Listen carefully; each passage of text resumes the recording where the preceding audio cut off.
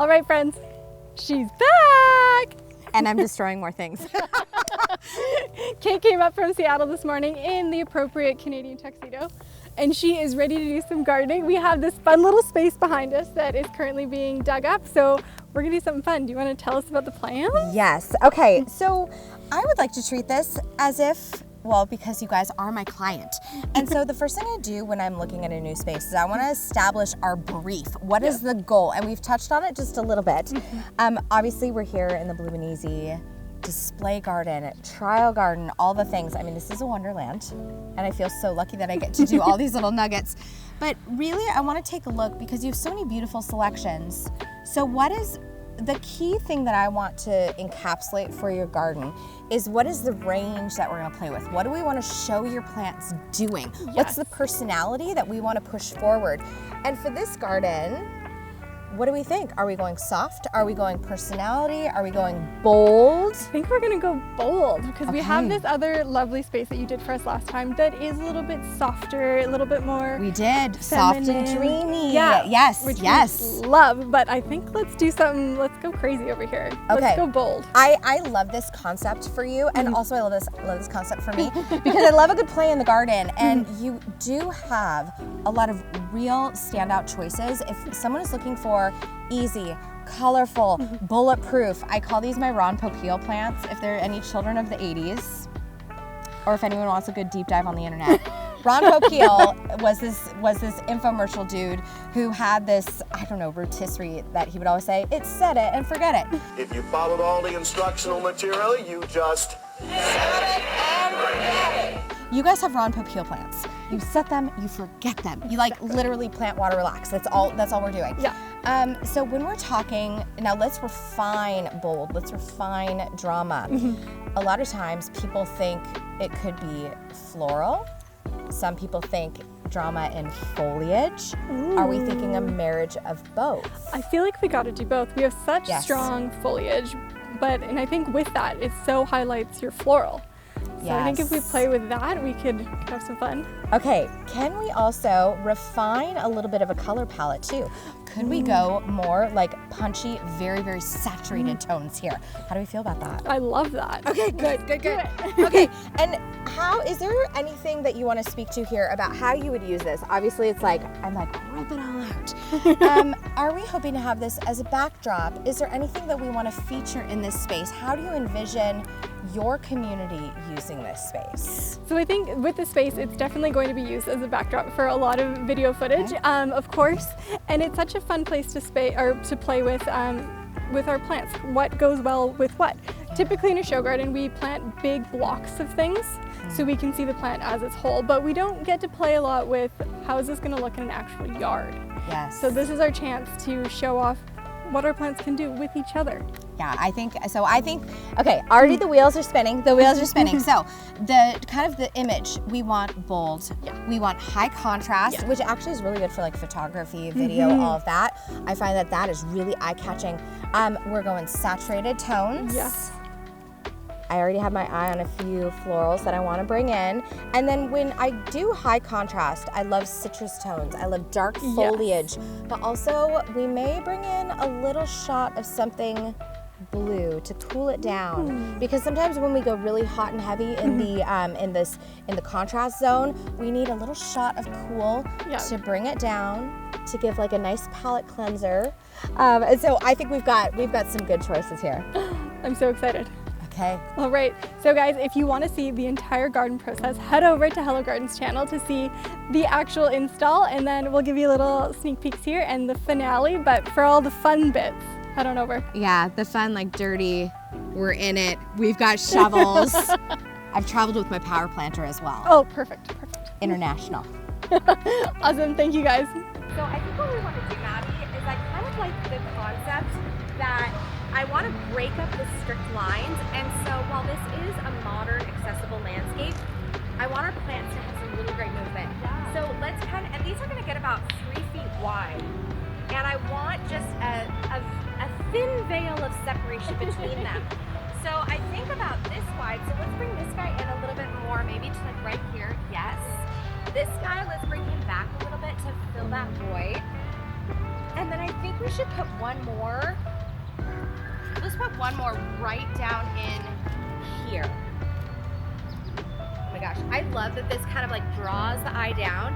And now essentially we are establishing 3 different gardens.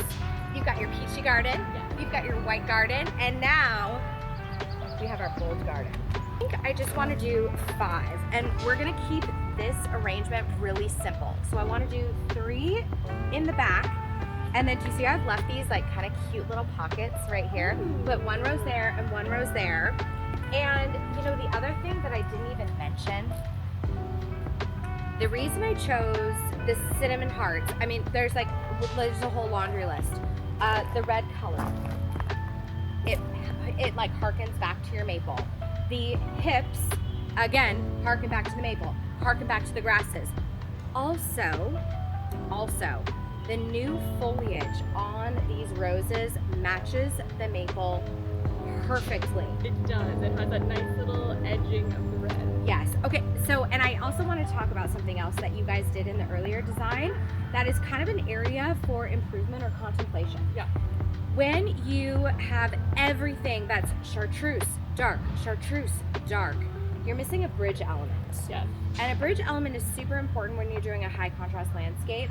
And so it's really important that you work in a few things that have a nice established green leaf.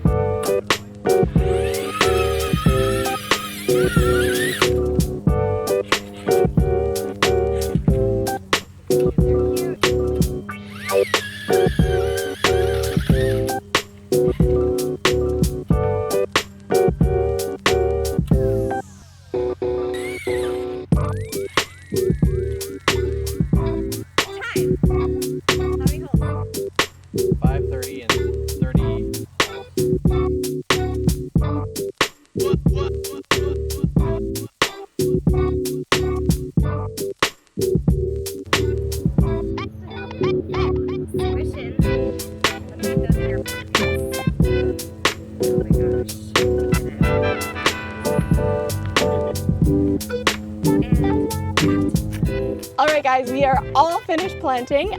Kate gave us some really fun tips on how to make this space work. So if you want to see all of those, head on over to her channel. But she's going to give us a little rundown of what she did here. Okay. First and foremost, I loved that we took this garden in a really distinct adventure. Yes. Because for me, it's really important when I'm designing for you that I'm showing range and versatility and different combinations.